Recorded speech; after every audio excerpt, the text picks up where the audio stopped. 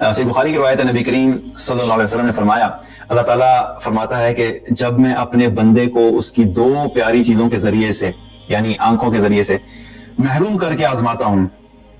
اور اس پر وہ صبر کرتا ہے تو میں اس کے بدلے میں اسے جنت دوں گا۔ اب یہاں پہ بھی ایک اور آزمائش کا ذکر ہے، کسی کی بینائی کا چلے جانا، اب دو آنکھوں سے محروم ہو جانا، کسی ایکسیڈنٹ کی صورت میں ہو سکتا ہے، میڈیکل پرابلم کی صورت میں ہو سکتا ہے، کبھی کبھی انٹرنلی کچھ ایسے آرگنز ہوتے ہیں، بلڈ پریشر کی وجہ سے ہوتا ہے کہ بالکل اتنا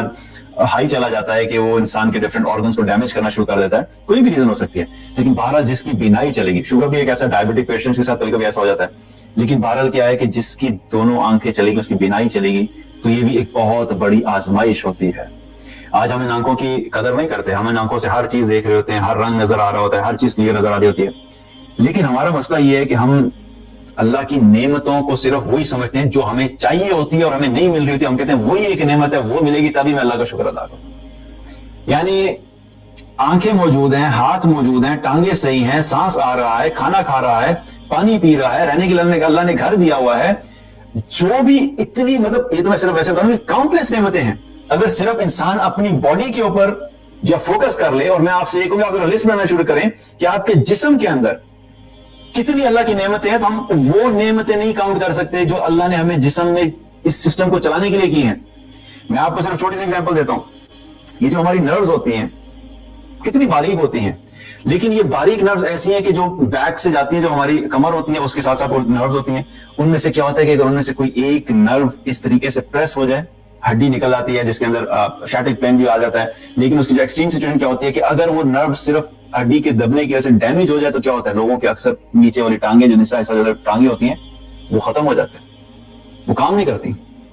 ایک پتلی سی باریک سی نرو جو ہے وہ پریس ہو گئی تو ٹانگیں کام کرنا بند کر دیتی ہیں۔ تو میں صرف بتانے کا مقصد کیا ہے کہ کبھی ہم نے اللہ کے سامنے یہ شکر ادا کیا کہ اللہ تیرا بڑا شکر ہے کہ میری ساری نروز جو ہے بالکل ٹھیک کام کر رہی،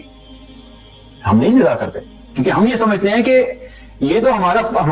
حق ہے جی اللہ نے دیا ہے، اور ہمیں ہر وقت کوئی ایک ایسی چیز ضرور چاہیے ہم نے اٹھائی ہوتی ہے اپنی زندگی میں جس کے اوپر ہم نے اللہ کی نافرمانی کرنی ہوتی ہے یا اللہ کی ناشکری کرنی ہوتی ہے۔ یہ سب چیزیں ٹھیک ہے، لیکن اللہ اگر اچھی جاب دے دیتا تھا پھر کیا بات تھی؟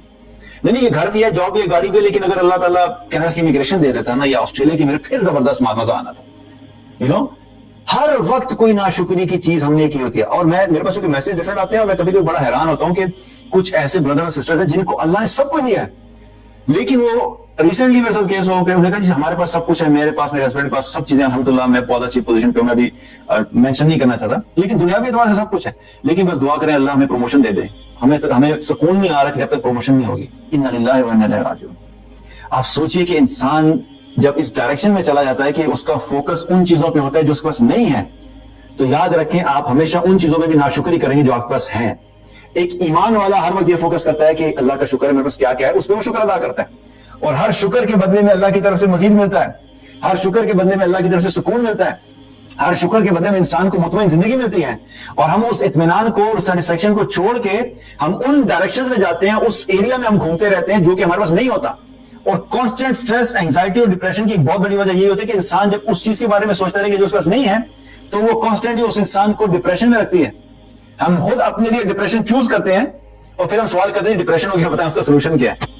آپ نے خود اپنے لیے ڈپریشن چوز کیا بیکاز آپ نے اپنے فنڈامنٹل آف لائف سے جو بیسک وے آف لیونگ تھا اس کو اتنا اوور کمپلیکیٹڈ کر لیا، اس کو سیکھا نہیں، سمجھا نہیں کہ مجھے اپنے لائف کے اندر کس طریقے سے اپنے آپ کو لے کے چلنا ہے۔ جب ہم ان چیزوں کو چھوڑ دیتے ہیں اس کے نتیجے میں جب ہمیں ڈپریشن آنا شروع ہوتا ہے پھر ہم سوچنا شروع ہوتا ہے ڈپریشن آ کیوں رہا ہے۔ تو بہرحال